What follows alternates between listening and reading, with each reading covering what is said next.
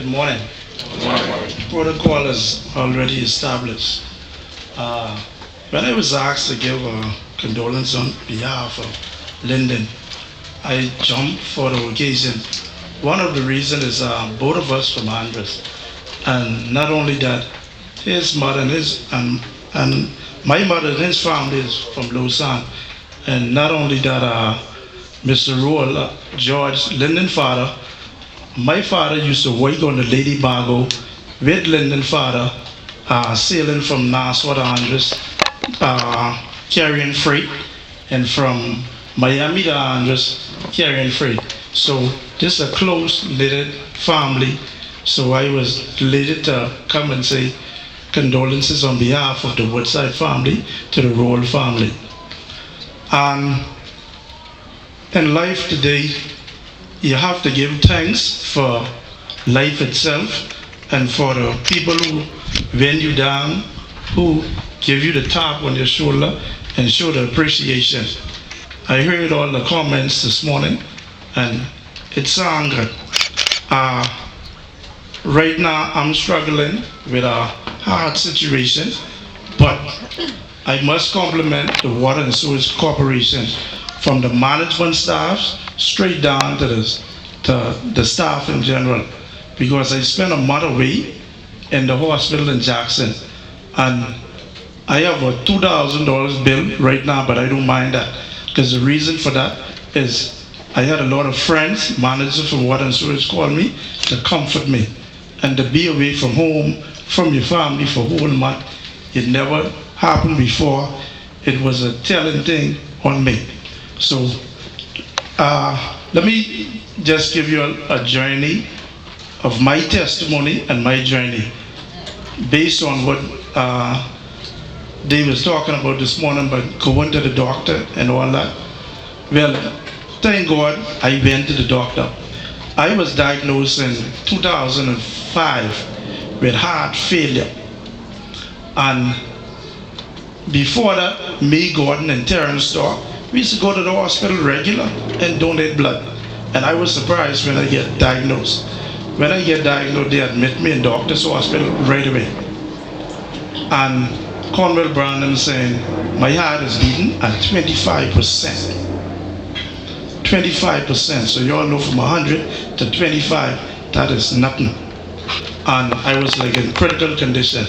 So they keep me in the hospital, they run a bunch of tests, and they say, well, they have to give me a defibrillator in order to keep me living. And to be honest with you, like reality is at everybody.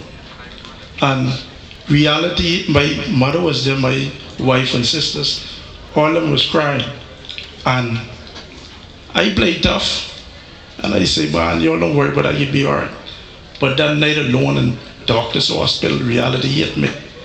And my son, my last son, the just born, I said, Lord, you just blessed me with this child.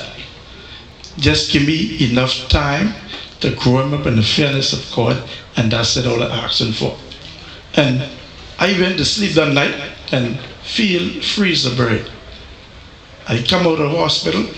Every week I go to the hospital, to the seminar, where they was explaining that how they put the defibrillator. Kalina did already approve the defibrillator. And so I told Dr. Conrad Brown and Dr. Francis and Dwayne Sands, I said, boss, that ain't going in me, you know.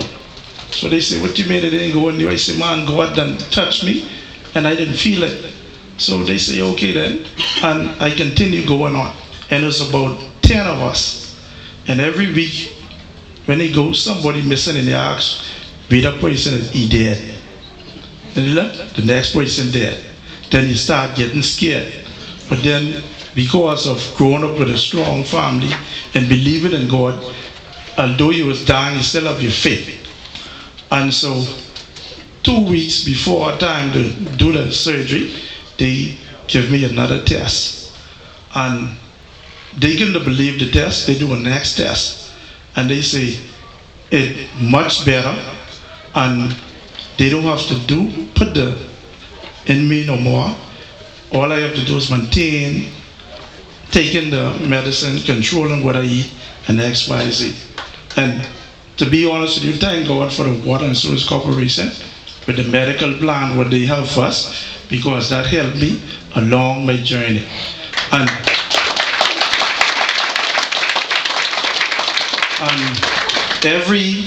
they had it spread out. Every 6 months, I go to the doctor and I get checkup. So guys, like they say, it's best to go get your physical and your checkup, because if you get things early, you can prosper from it. And if you don't, then sometime it could be death.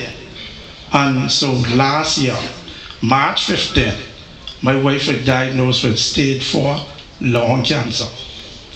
And it's all right. You're right. And that was a blow. To be honest with you, that was a blow. With 2 young kids and being with a woman for 23 years, it hurts. You know, it tests your faith and everything. And I went to the doctor. She got diagnosed on March 15th. I went to Cornwall Brown and my regular checkup in July. And when I went there, they say everything was okay. Just continue doing what I was doing. And in November, I came to work. And I told her, I said I wasn't feeling well. And so she said, well, go to the doctor. I didn't go to the doctor that day. I went to the doctor the next day. And it's so amazing. When I get to Doctor's Hospital ER, Linden, Brother Nigel was the doctor who saw me. And when I went there, he said, oh boy, what you doing there? I said, bro, I ain't feeling too well. He said, okay, then I take care of you. So he run on the test and what they need to run. And he come, he said, boy, because they ain't looking good. You need to go to Cornwall Brown right away. So I said, okay, then he called them and they say, come in the next day. So when I went to them, they do some more tests and they say, I had a heart failure again. And so they said, try to figure out, well, hold on now. From July to now, what caused my heart failure that quick? And I was doing so well for like 11, 12 years. And they keep asking me if I had the dengue fever or this thing, the next thing, and I tell them no. Then I say, they start talking about stress. I say, well, my wife was diagnosed with stage 4 lung cancer and this year. And so they say, well, that probably the cause of it. So they say, well, based on the testing what they run, Dwayne Sands and all them say they before me, they rather me go to the US to get checked out. And I must again say, thanks to the NICE and the corporation, because I didn't have to go through no planting this and all the thing. All I do is call the NICE and say, NICE, this is what's happening. She said, Box, come and bring the thing, and the NICE take care of all of the arrangement and everything. All of the arrangement. So it was easy on me. When she get her approval from Jackson, she called me and said, your appointment is XYZ, and I went. When I went to Jackson, they run the test. I carry the report from over here, and they say, okay, they got to do their own test. They run some tests that day, and that was a Friday, and they say, well, I got to come back that Monday. And before I left, whilst I was leaving, they called me on the phone. They said, the doctor said I have to be to Jackson on Monday morning, 6 o'clock, because they got to do a surgery on me to check something. So I get admitted that morning, and they do this small surgery, push up to my heart, look at my heart, and it's so amazing. I didn't even know you get 2 sets of pressure. You get a pressure, your outside body, your heart pressure is totally different. And they say the pressure in my heart is so high, if they would have cut me open, I would have died, just like that. And so they had to admit me in critical care to give me some medication. So they admit me in critical care. When they admit me in critical care, they decided to say, well, I'll do my surgery on Friday based on if the level come down. Then on Thursday evening, they come back and say the level didn't come down. But wait, before they came back on Thursday evening, you know, after they admit me, I had to sign up a bunch of forms and stuff. And the doctors, the team of doctors, what was doing the surgery, they said my aortic valve have to change. So they was putting one in there. And so I signed up all the papers saying everything is okay. And it's so amazing. 2 days before the surgery, another doctor came. He introduced himself and he said, he got this one.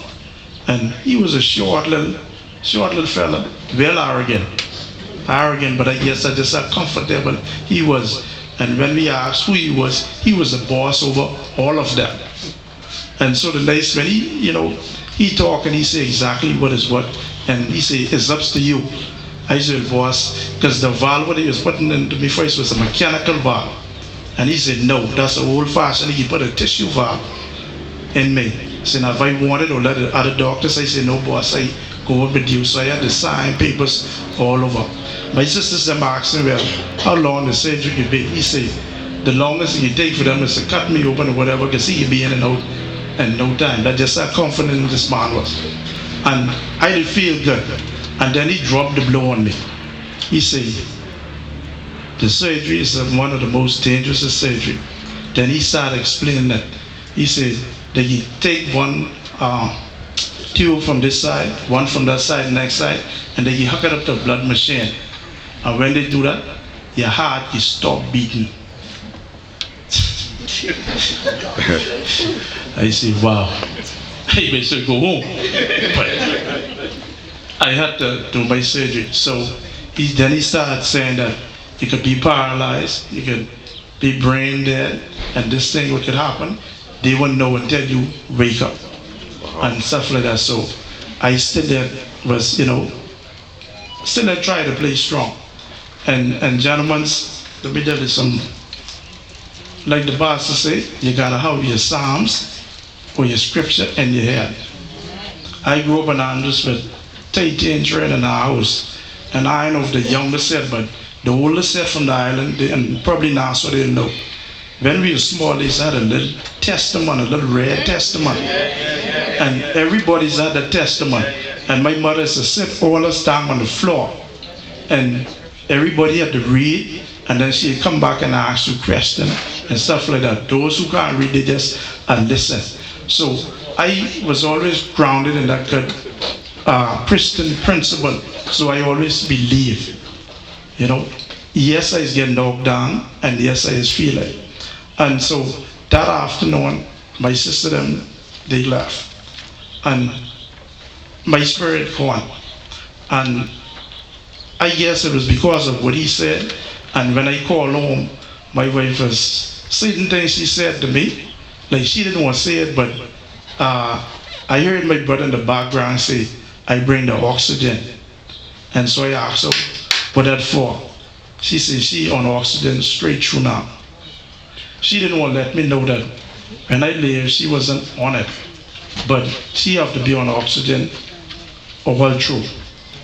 On Friday, she went to the US and did a PET scan. That's a test what they don't do in the Bahamas to see how the cancer do.